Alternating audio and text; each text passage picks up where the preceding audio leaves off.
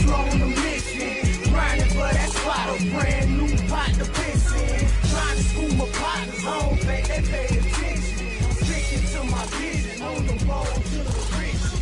Every single day, I'm a hustle on a mission. Trying to get 100 M's, nigga, I ain't kidding. I'm on a mission.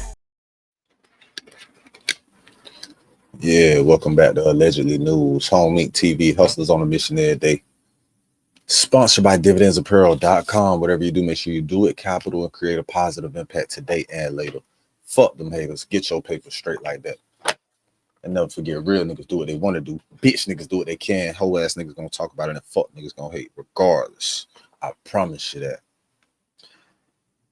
And in breaking news on Allegedly News, here, it seems President Trump has pardoned gang leader or former gang leader Larry Hoover. And we're going to go live to the story here.